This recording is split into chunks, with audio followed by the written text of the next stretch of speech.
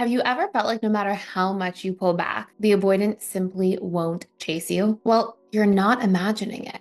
Avoidant attachment styles have a very specific response to emotional distance. And if you don't understand what is actually driving their behavior, you may find yourself constantly stuck in a push pull cycle of confusion.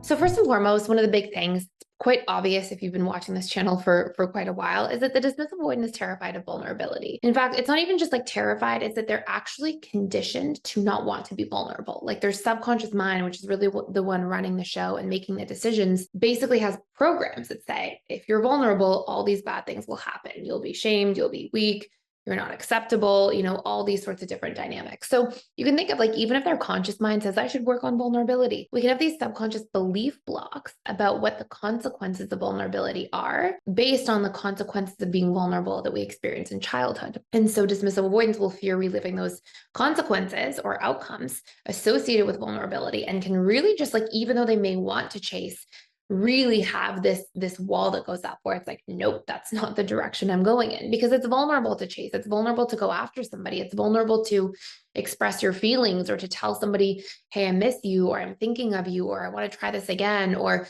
I don't like that we fight, let's make up, let's fix this. All of those things take vulnerability and courage to do so. So as long as those belief blocks are there, well, you could have a dismissive avoidant who's courageous in other forms, it can really block their emotional courage from showing up. Number two reason, they're constantly in their feelings minus their fears.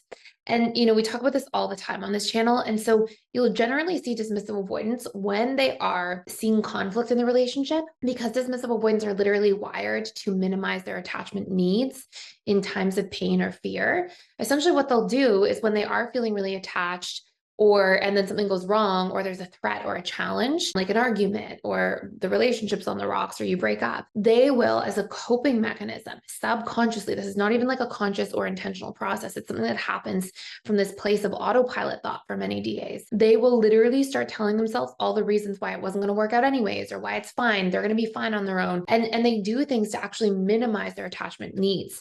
This can even include things like flaw finding, right? Like, oh, well, this person does this, so it would never work anyways. And it's all these justifications. Now, this is a period of time. It's like a Band-Aid that dismissive avoidant uses. It's not something that lasts long term. It's something they can do for a period of time, but eventually when enough space transpires between themselves and somebody else, they'll come out of that flaw finding space. And they may even at times sort of look back on it and be like, I don't know if all those things were true, and sort of reconcile or recognize that they're being critical. And sometimes even have a certain degree of awareness that their criticism is a form of self-protection, which is literally what it is.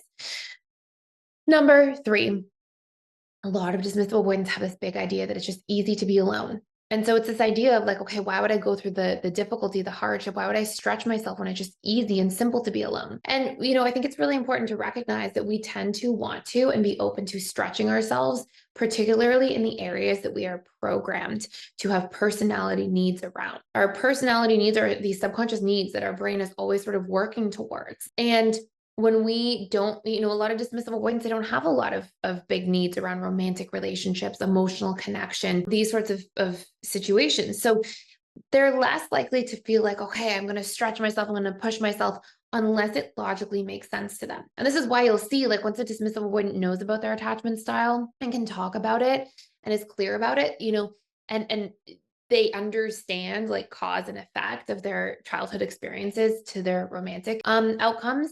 And they also understand that like, hey, logically, we have to work through some of these things in order to be fulfilled in the relationship area of life. This is where you'll see dismissive avoidance do the work. But when they don't know that this is their attachment style, when they don't know what's going on here, this is where we will see dismissive avoidance sometimes just sabotage a little bit, because they're like, well, it's easier to be alone. This doesn't feel good, so I'm just going to move away from it, rather than being like, this doesn't feel good, but how can I be fulfilled in relationships if I don't work through some of these things? Like maybe it doesn't feel good because there's stuff for me to work on or work through. Instead, they're like, oh, this doesn't feel good, so it must be the person. Let me kind of remove myself. So it's really important for a dismissive avoidant to recognize that. For anybody who's thinking about this as I say this, and I have other videos about this, but if you're like, how do I tell a DA about their attachment style? You don't tell them you're a dismissive avoidant, because they'll take it personally the vast majority of the time, because a lot of them have this like very hidden shame wound. But what you can do is be like, here's what I learned. Here's the different attachment styles. This is what I think I am. What do you think you are? And if you lay out some of the different qualities and traits, I mean, it should be pretty obvious to them. So that's another sort of strategy you can use. Before I go into some of these dynamics here, by the way, if you want to do a much deeper dive into a lot of this stuff, if you want to dig into like how to get a relationship back on track, I have a course you can check out fully for free for 7 days called How to Repair Any Relationship. And it helps first see if the relationship is worth repairing and then helps you take the action steps should it pass the sort of like, you should repair this test. And you can check it out for free for 7 days. If you cancel before the 7th day, you'll never be charged anything.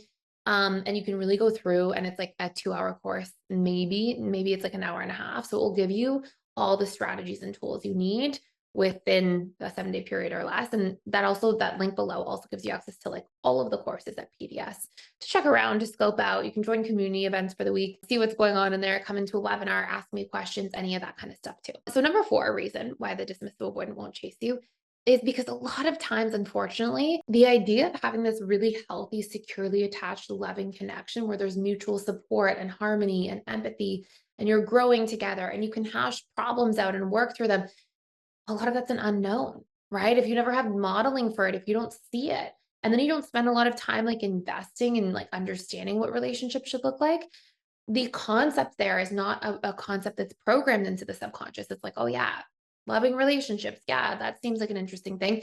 But there's not this like understanding of it the way you might see with other attachment styles, or there's hopefulness around it. And so there can be this like unknown, like they don't even know what they don't know, especially if they've never been in a relationship beyond the power struggle stage and actually made it out of the power struggle stage into the stability stage or commitment stages or bliss stage, where we're going to see a lot more richness, like sort of enriching and depth of the connection take place. And then number 5, because of the shame wound, unfortunately. So anybody who experiences a lot of childhood emotional neglect generally is going to have a big defectiveness core wound. And it's this idea that like something's wrong with me and at my core, and that's why I can't get my needs met. And because children personalize everything that they can't understand, they make it about them, right? So if there's caregivers who are not emotionally available, it's like, oh, it must be me, something must be wrong with me at my core. And so unfortunately, that will create a lot of feelings of shame. And this is where you're going to see dismissive avoidance, not want to expose themselves or be seen or put themselves really out there, because they're like, if I'm really seen for how I am and who I am and how I feel, you're going to see that something's wrong with me at my core. And I've had countless conversations with dismissive avoidant clients who've said things like this to me. Like, I don't want to do that because they're going to see that like I'm flawed, deeply flawed for who I am. I don't want to be seen. It doesn't feel good to me. And so these can all be blocks that hold somebody back. Now, if you're in this dynamic and you're like, hey, what do I do in this situation? If you're thinking of getting a relationship back, or you're wanting to re-participate in it, you can do a couple things. Like, you can have a conversation yourself. It's okay to initiate the conversation if you're not seeing somebody else initiate the conversation, but put a deadline around it. Vet the person, tell the person, hey, look, like, I miss you. I'm thinking of you. I'd love to hang out, spend some time together, maybe see where things go, but I would need to see that we're both doing things differently, and get clear about like what those things are that you would need to see, and then take a period of time. If you're in a reconnection phase, you're trying to reconnect in a relationship, to vet, to make sure that the person's actually showing up and doing those things. And this will help you decide and get really clear about, is this even the right relationship or not, rather than floating around in this kind of gray area that can go on for very long periods of time, and help you just get certainty, right? Like, set your mind to rest. Either it's going to work or not, but you're going to have the conversations to find out. If you are somebody who is wanting to dive into this topic further, one of the best things you can do is learn what your needs are in a conflict. And there's a needs course you can check out using the link below, fully for free. And it's not just for a limited time. It's like you actually get to keep it for life. We're doing this just for the month of January. It's free access to a course for life. It's one of my favorite courses in PDS, because needs are how you self-soothe. They are how you get to know yourself. They're how you actually fill your own cup and feel more fulfilled, more joyful. And one of the most important things to not just resolve conflict, but to actually be seen and known by somebody else in your life. So, hope this is helpful for you. Of course, if somebody is doing a lot of unhealthy things, your answer may be like, you know what, it's not even right to re-participate in it. And in that case, I recommend, doing some work to get closure around a breakup or an ex if it really hasn't been working out. But I hope this sort of makes sense for the topic for today. I hope this is helpful for you, supportive for you. I would love to know any questions you have about this down below. And hopefully this just gives you some understanding. If somebody's not chasing and you care about them and you think they care about you, you can kind of understand why. And if you have any other questions, let me know. If you want to see other types of videos, please let me know. I always try to go in and kind of gather the inventory of ideas from the different comments you share. And if you want to check out the How to Repair Any Relationship course for free for 7 days, that link is down below as well. Thank you for watching. Thank you for stopping by. I hope you're enjoying this channel. And if you're a subscriber, I will see you in tomorrow's video. Thanks for watching.